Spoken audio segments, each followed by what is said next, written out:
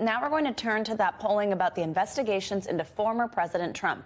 57% of voters believe that they should continue. That number comes amid the mounting legal issues facing Trump, including the search of his Mar-a-Lago estate and the investigation into his possible involvement in the January 6th attack on the Capitol. Let's bring in NBC News legal analyst Danny Cevallos and NBC News justice reporter Ryan Reilly. Ryan, we will start with you. Just first tell us where things do stand on the search of Trump's Mar-a-Lago estate and what we know now.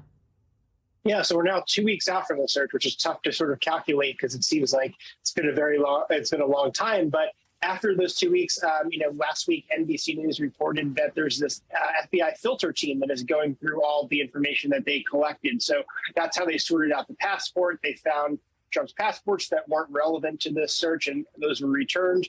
A little bit of a complicating factor here is that most of these documents that were seized are supposed to be held by the National Archives. They're not supposed to be in Trump's possession. So I'm curious to see how many things end up getting returned to Trump actually here, because I think that that's the normal set of circumstances in these cases when you have a filter team, is that information that is protected by attorney-client privilege or that was not relevant to the scope of the search warrant is returned to the individual at issue here. But that might be a little bit complicated. But essentially, they're going to go through all these documents.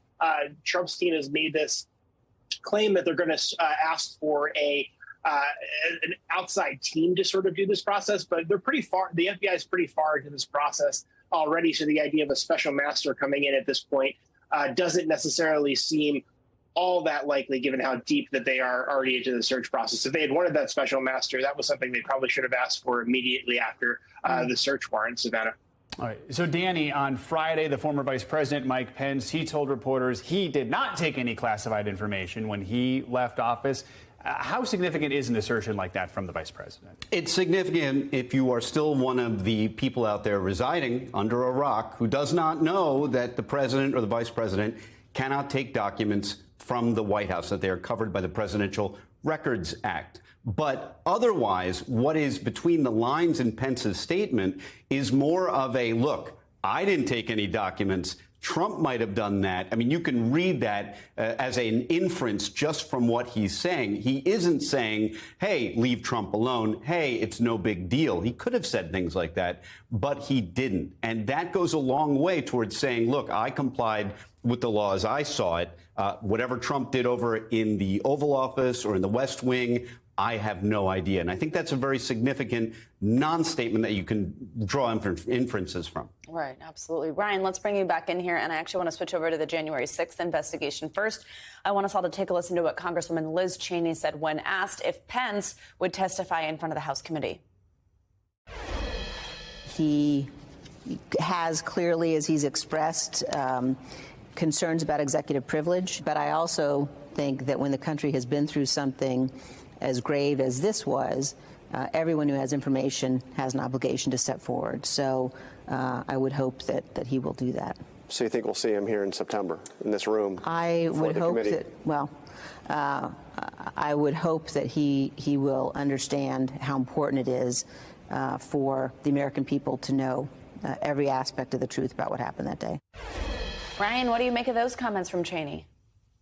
I mean, they're significant. I do think that there is a ticking timeline here because, of course, the hearings are going to be held in September. But really, there's an expiration date on this committee, and they still have to put out the final report. So I don't, we could always see there's always the possibility of additional public hearings after these ones that are happening in September. But I think it's sort of a jump ball right now whether or not Mike Pence is actually going to end up publicly testifying in a televised forum as we might expect in September or potentially after that, Savannah. So, Danny, is a subpoena likely the only way we're going to see the former vice president testify, a subpoena from the House committee?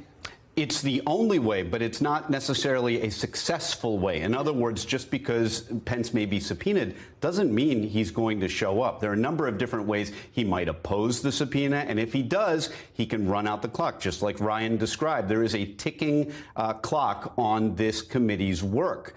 So whether or not Pence appears, I think will require a subpoena, but he does not necessarily show up even if subpoenaed. Not that he defies it, but that he may fight it or show up in some limited capacity. But then even if he does, the next question is, what is his testimony going to yield in a hearing setting? Or will it just be a pre-taped deposition that they show excerpts of?